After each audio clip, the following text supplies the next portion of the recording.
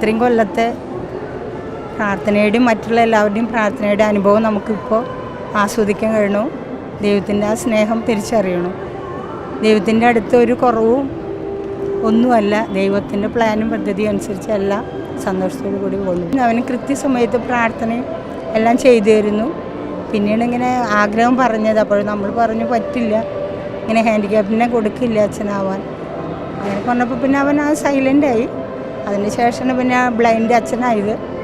അപ്പോൾ അത് കേട്ടപ്പോൾ അവനെ പിന്നെ എനിക്ക് എന്തുകൊണ്ടായിക്കൂടാ, അങ്ങനെ പിന്നെ അച്ഛന്മാരോട് ചോദിച്ചു. അപ്പോൾ അവർ പറഞ്ഞു നിങ്ങൾ 1 മാസം പ്രാർത്ഥിക്കുക, അതിന് ശേഷം എല്ലാ കാര്യങ്ങളും നടത്തി. അതെ അതെ അതെ. മക്കളെ ഇങ്ങനെ കുറവോട് ദൈവം സൃഷ്ടിച്ചപ്പോൾ ഇത് ഒരു അനുഗ്രഹമായി മാറി. അപ്പം അന്നത്തെ ആ സാഹചര്യത്തിൽ 2 മക്കളും ഇങ്ങനെ സംസാരിക്കില്ല എന്ന് മനസ്സിലായപ്പം മാതാപിതാക്കൾ എന്ന നിലയിൽ നിങ്ങൾക്കുണ്ടായ ആ ഒരു വിഷമം എങ്ങനെയായിരുന്നു?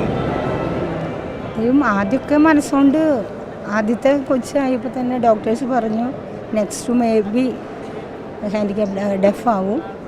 പക്ഷെ അപ്പോൾ നമ്മളത് ആദ്യം ഉള്ളിലൊരു പേടിയുണ്ടായിരുന്നു.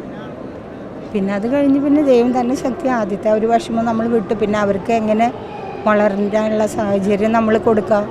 അതുപോലെ പിന്നെ ദൈവം കൂടി ഉണ്ട്. അത് കാരണം നമുക്ക് എല്ലാം ചെയ്യാനുള്ള ശക്തിയും പ്രവർത്തിക്കാനും എല്ലാം പറ്റി. ആദ്യത്തെ മകനിങ്ങനെ ഒരു കുറവുണ്ടായിരുന്നു.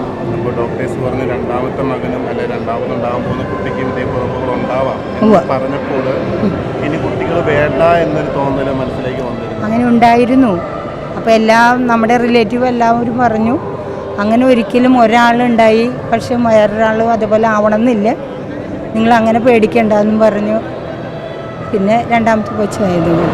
ഇവരെ എങ്ങനെയായിരുന്നു ചെറുപ്പകാലത്തിൽ വളർത്തിക്കൊണ്ട് വരാനൊക്കെ ഒരുപാട് സ്ട്രഗിൾ ചെയ്യേണ്ടി വന്നിരുന്നു? ഇല്ലില്ല, മൂത്താൾ ഭയങ്കര സൈലൻ്റ് ആയിരുന്നേ.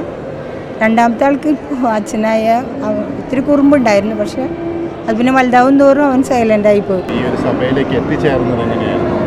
ഈ സഭയിലേക്ക് ആദ്യം അത് കഴിഞ്ഞ് അവന് പഠിക്കാനെന്ന് ആദ്യം ഇവിടെ നമ്മുടെ ഇന്ത്യയിൽ അതിനുള്ള സാഹചര്യം ഇല്ല. അപ്പോഴാണ് US പോയപ്പോൾ അവിടെ തിയോളജിയും എല്ലാം സൈൻ ലാംഗ്വേജിൽ പഠിപ്പിക്കും. അങ്ങനെ പിന്നെ ഞങ്ങൾ മോനും അവിടെ പോയി ഈ ഡൊമിനിക്കൻ മിഷണറി അതിൽ പോയി തിയോളജിയും ഫിലോസഫിയും പഠിച്ചു. അത് കഴിഞ്ഞ് പിന്നെ ഇവിടെ വന്നപ്പോഴാണ് ഈ ഹോളി ക്രോസിൽ അച്ഛൻ സൈൻ ലാംഗ്വേജ് പഠിച്ചത് പറഞ്ഞു. അപ്പോൾ അവർക്ക് ആവശ്യമുണ്ട്. അങ്ങനെ 1 കൊല്ലം കോട്ടയം ഐമൻ എന്ന് പറഞ്ഞ സ്ഥലത്ത് പോയി. അത് കഴിഞ്ഞ് പിന്നെ അവർ പൂനെക്ക് പോയി, പൂനെ സെമിനാരി. പിന്നെ ഏർക്കാടിൽ ഫസ്റ്റ് ഹൗസ് എടുത്തു. പിന്നെ ഡീക്കണും ഫൈനൽ ഹൗസും പൂനെയിലും എടുത്തു. ഇതുപോലൊരു നിമിഷം ഉണ്ടാകുമെന്ന് ജീവിതത്തിൽ പ്രതീക്ഷ ഉണ്ടായിരുന്നു? ഇല്ല ഇല്ല, സ്വപ്നത്തിലും കൂടി ഉണ്ടായില്ല. സന്തോഷമുള്ളൂ. ഇങ്ങനെ ഇപ്പോൾ ആയതിൽ നമുക്ക് സന്തോഷം. ഒരിക്കലും നിരാശപ്പെടുത്തില്ല ദൈവം. കുറച്ച് സാധനങ്ങൾ ഉണ്ടായാലും അവസാനം നമുക്ക് മഹത്വം കാണും. ഇന്ന് ദൈവത്തിന് പ്രത്യേകം നന്ദി പറയണം. ഗുഡ്നെസ് ചാനൽ ഇന്നിവിടെ വന്നു. ഇത് ദൈവത്തിൻ്റെ സ്നേഹത്തിൻ്റെ ഒരു പ്രൊക്ലമേഷനാണ്. തീർച്ചയായിട്ടും നന്ദിയാണ്, സന്തോഷമാണ്. എല്ലാവരും കോർത്തിണക്കിയതിലും നമുക്ക് ഈ ഒരു രീതിയിൽ ഏഷ്യയിൽ, ലോകത്തിലെ തന്നെ, ഇന്ത്യയിലെ തന്നെ ഏറ്റവും അറിയപ്പെട്ട ഒരു വൈദിക പട്ടമായിട്ട് മാറുകയാണ്.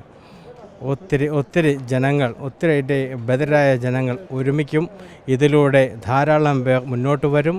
ഇതൊക്കെ തന്നെയാണ് ഞങ്ങൾ ഇന്നത്തെ ഈ ഒരു വൈദിക ശുശ്രൂഷ പട്ടത്തിലൂടെ നമ്മൾ ഇപ്പോൾ ഞങ്ങൾക്ക് ഫാദർ ബിജു ഇവിടെയുണ്ട്, ഫാദർ പ്രിയേഷുണ്ട്, ഫാദർ ജെനിസ്റ്ററുണ്ട്, സിസ്റ്റേഴ്സുമാരുണ്ട്.